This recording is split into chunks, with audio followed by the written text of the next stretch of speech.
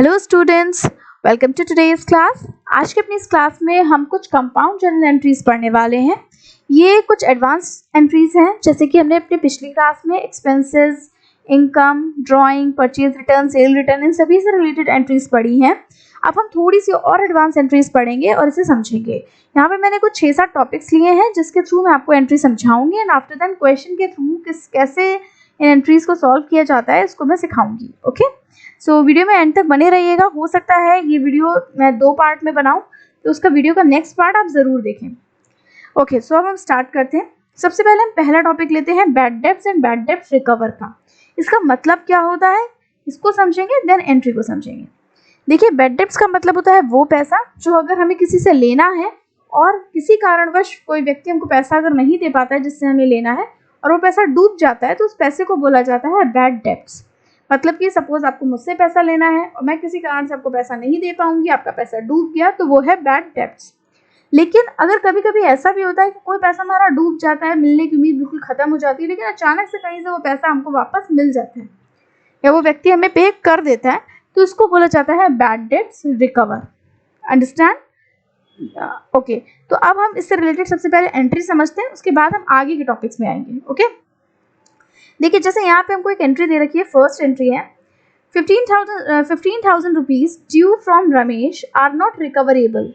हमें रमेश से कितने पैसे लेने थे? 15,000 रुपये लेने ड्यू थे, लेकिन आर नॉट रिकवरेबल, जो कि अब रिकवर नहीं हो रहे हैं या नहीं हो पाएंगे। तो इसके लिए हम एंट्री क्या बनाएंगे? देखिए, अगर हमें रमेश से ये 15,000 रुपये मिल रहे होते तो हमारी एंट्री क्या होती? आप इसको इस तरीके से सोचिए। देखिए, अगर रमेश से हमें 15,000 रुपये मिल रहे होते तो बिजनेस के पास क्या आ रहा होता? पैसा आ रहा होता, मतलब कि कैश आ रहा होता। तो वहाँ पे क्या होता? कैश अकाउंट डेबिट हो जाता आपका। और क्रेडिट क्या होता? जा तो कुछ नहीं रहा होता। तो ये पैसा कहाँ से आ रहा है हम ये देखते हैं। ये पैसा आ रहा है रमेश से, तो हमारा क्रेडिट क्या हो जाता है? रमेश क्रेडिट हो जाते। क्लियर? तो अभी क्या हो रहा है? अभी 15,000 रुपये जो है वो आ नहीं रहे हैं। ठीक है, रमेश से लेने थे लेकिन आ नहीं रहे हैं। तो जब पैसा आ नहीं रहा होता है तो उस कंडीशन में हम कैश की जगह पे बैड डेब्ट्स वर्ड का इस्तेमाल करते हैं। भाई, पैसा आता तो एंट्री होती है cash account debit to Ramesh account, लेकिन अब पैसा नहीं आ रहा है, हमको इसको बैड डेब्ट्स अकाउंट में लेकिन इस पैसे को डाल देना है। ये मान लेना है कि अभी पैसा कभी आगे आएगा भी नहीं, इसलिए से हमें बैड डेब्ट अकाउंट में डालना कंपलसरी होता है। तो हम इसे कैश अकाउंट डेबिट ना करके यहाँ पे हम कौन सा अकाउंट डेबिट करते हैं? Bad debts account. ऐसा हम क्यों करते हैं? ऐसा हम देखिए इसलिए करते हैं क्योंकि अकाउंटिंग का एक रूल होता है कि जो चीज़ डेबिट हुई है अगर उसको हम क्रेडिट कर दें तो उसका अमाउंट 0 हो जाता है।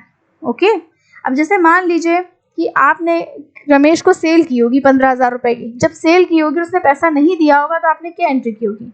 आपने तो यही एंट्री की होगी ना, Ramesh account debit to sales account. Okay, तो वहाँ पे आपने रमेश को क्या किया था? डेबिट किया था। अब अगर रमेश पैसा दे देते बाद में तो रमेश क्रेडिट होते और कैश अकाउंट डेबिट हो जाता।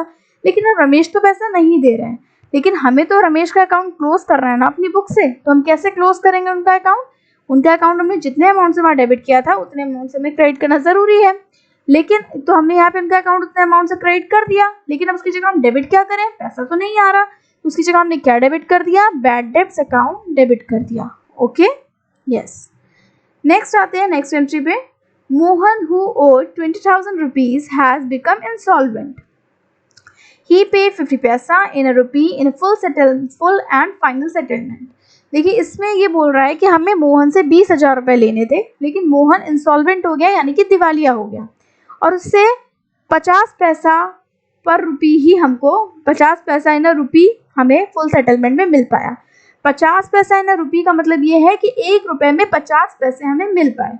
मतलब कि जितना पैसा टोटल हमें उससे लेना था उसका 50% अमाउंट ही वो हमको दे पाया। जैसे अगर उससे हमें 1 रुपये लेना था तो वो हमें कितना दे पा रहा है? 50 पैसा। तो इसका मतलब ये है कि अगर हम उससे 20,000 रुपये लेने थे तो हमें उससे कितने मिल पाए? 10,000 रुपये ही मिल पाए। तो अगर 10,000 मिल पाए 20,000 में से, तो बाकी के 10,000 क्या हुए? बैड डेब्ट हो गए, मतलब कि पैसा डूब गया हमारा। तो देखिए, इसकी एंट्री क्या होगी?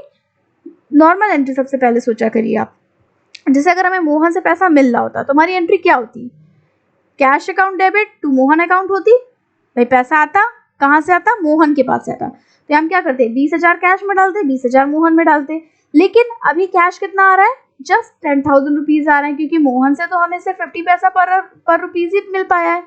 तो यहाँ पे क्या है, कितने आ रहे हैं, 10,000 रुपीज़ आ रहे हैं, जबकि मोहन से हमें लेने कितने थे, 20,000, तो मोहन को हम कितने से क्रेडिट करेंगे, 20,000 से, लेकिन कैश में कितना आया, 10,000, तो बाकी का जो जर्नल का डिफरेंस बचा वो कितना बचा, 10,000 रुपये, और ये 10,000 रुपये कहाँ चले गए, बैड डेब्ट्स में चले गए। तो यहाँ पे कौन सा अकाउंट आपका डेबिट हो जाएगा बाकी अमाउंट से, बैड डेब्ट्स अकाउंट।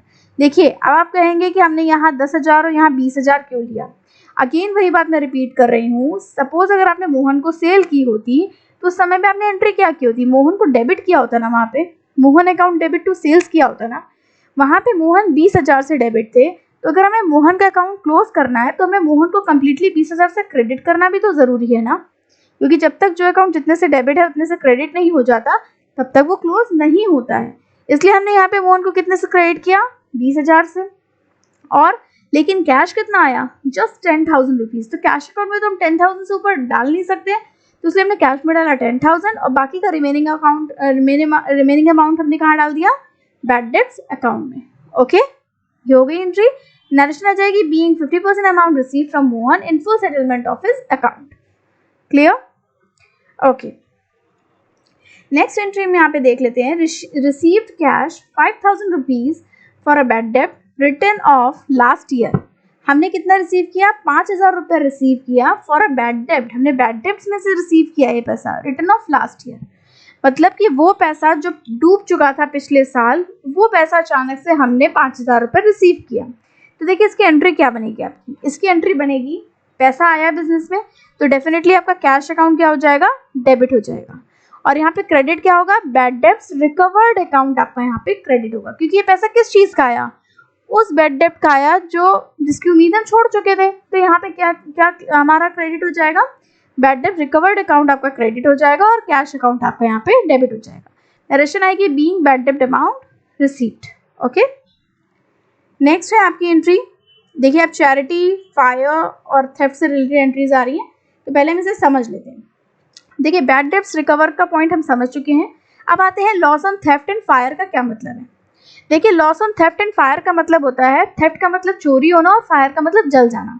कभी कभी क्या होता है कि सामान बिजनेस में से कुछ चोरी हो जाता है या कुछ सामान में आग लग जाती है, तो उससे हमें कुछ लॉस हो जाता है, तो इससे रिलेटेड एंट्रीज हम कैसे करेंगे ये सीखेंगे।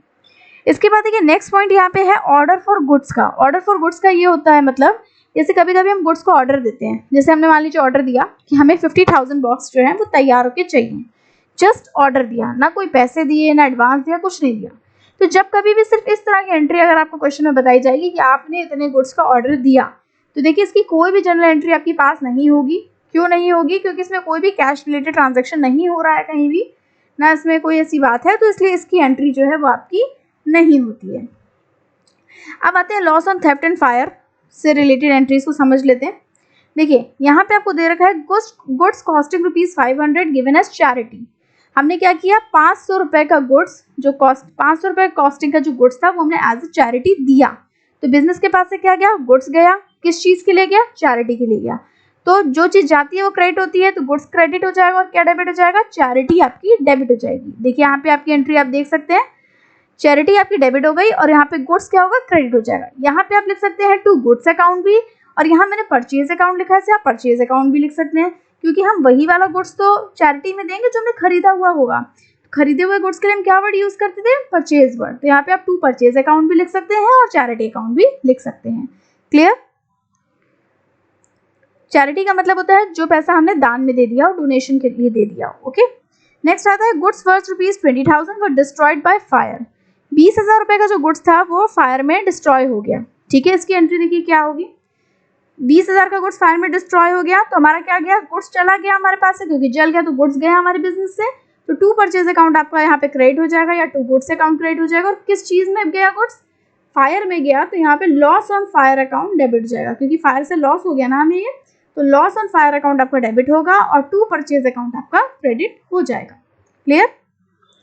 नेक्स्ट है goods stolen by theft worth ₹1100 रुपये का गुड्स हमारा चोरी हो गया। तो देखिए गया क्या बिजनेस से, गुड्स गया, किस चीज़ के लिए गया, चोरी होके गया। ठीक है, चोरी का लॉस हुआ, तो यहाँ पे हम क्या करेंगे, परचेज अकाउंट आपका क्रेडिट हो जाएगा, क्योंकि बिजनेस से गुड्स जा रहा है, किस चीज़ के लिए जा रहा है, लॉस ऑन थेफ्ट के लिए जा रहा है, तो लॉस ऑन थेफ्ट अकाउंट आपका यहाँ पे डेबिट हो जाएगा।